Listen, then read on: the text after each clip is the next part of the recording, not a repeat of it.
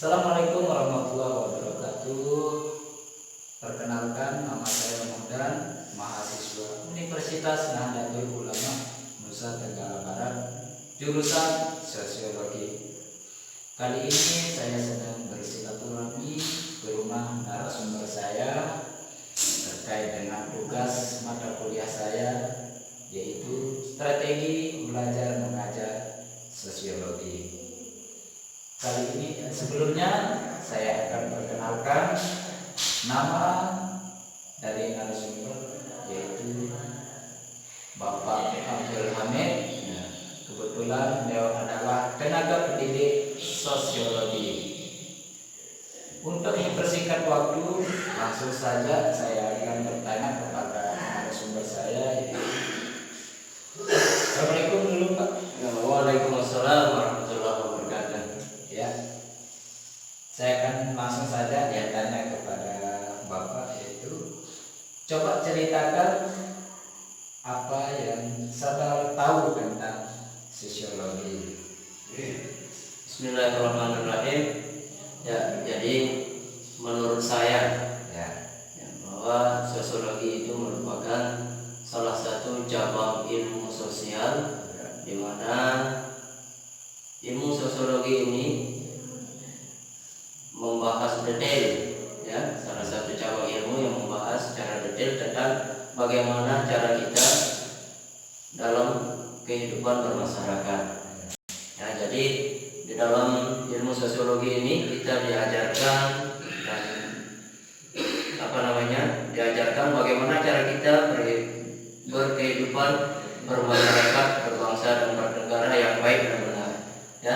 Jadi dalam kehidupan bermasyarakat, jadi kita tidak dibutuhkan yang namanya IQ, Jadi kita dibutuhkan yang namanya berjiwa sosial, Bagaimana cara kita bertutur kata, bergaul, bersama teman-teman dan masyarakat yang lain, seperti itu.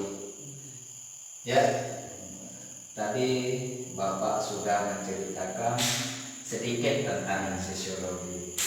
Sekarang saya mau bertanya, ini masuk ke dunia pendidikan. Coba Bapak Bapak ini kan seorang tenaga pendidik. Tentu metode apa yang sering Bapak pakai untuk menyampaikan materi di dalam kelas?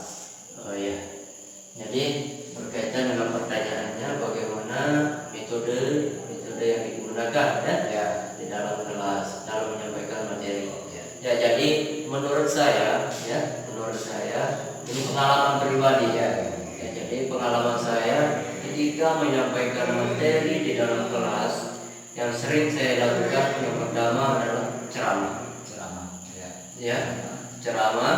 Jadi bagaimana gambaran-gambaran tentang materi yang akan kita sampaikan kepada siswa. Setelah melalui beberapa menit, sesuai dengan RPP, jadi setelah ceramah ada diskusi atau tanya jawab dengan siswa. Tanya jawab. Nah, jadi kadang-kadang ada ceramah langsung ke belajar kelompok untuk mengerjakan suatu masalah yang berkaitan dengan materi yang akan disampaikan. Itu saja yang sering saya lakukan di dalam kelas. Oke, mungkin tadi sudah saya dengar beberapa metode yang Bapak sering pakai di dalam kelas.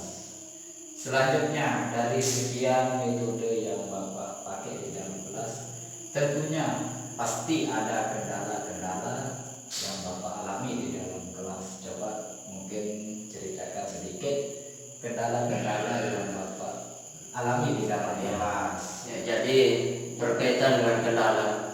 Jadi menurut saya mungkin semua guru atau semua tenaga pendidik menemukan yang namanya kendala di dalam kelas Apalagi lebih-lebih saya kan mengajar di SMA jadi mengajar di SMA, tentu kendala itu sangat sering saya temukan.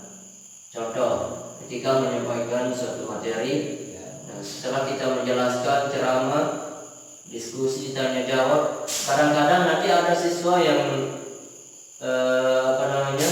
pengetahuannya lebih luas, apalagi zaman sekarang kan sudah agak modern. Jadi mungkin siswa lebih banyak membaca daripada kita sebagai tenaga pendidik, sehingga pengetahuan siswa itu lebih banyak.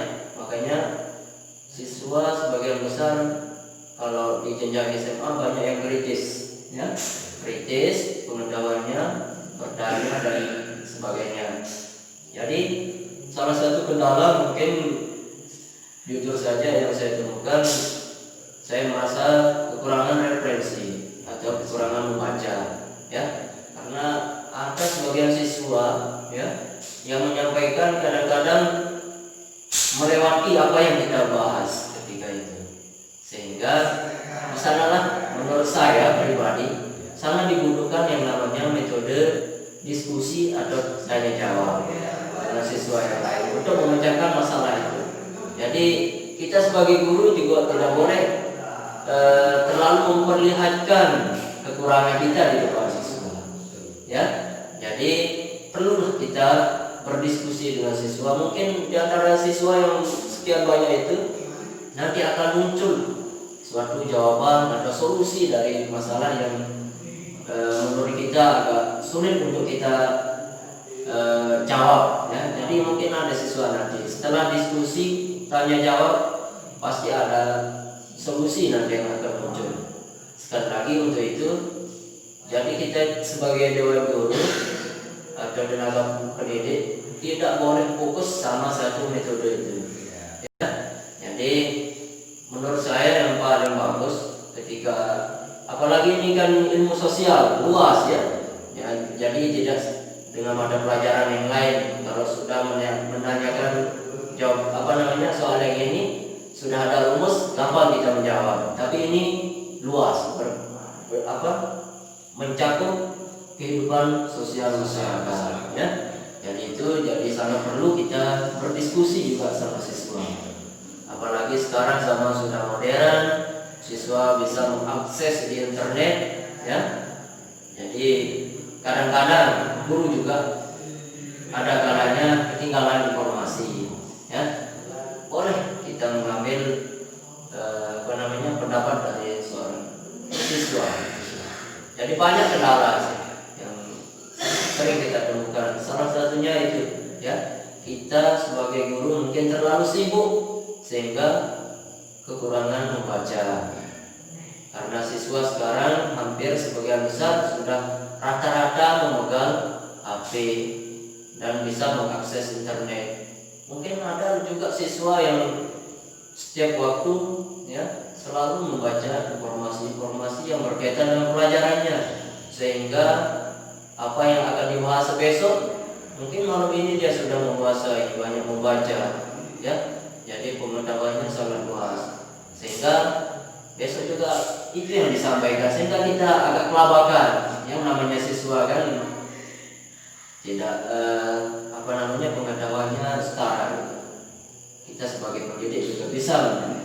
Mungkin itu gambaran sedikit tentang kendala-kendala yang saya temukan. Ya, sekali lagi mungkin hari ini yang saya tanyakan kepada beliau, mudah-mudahan bermanfaat, ya.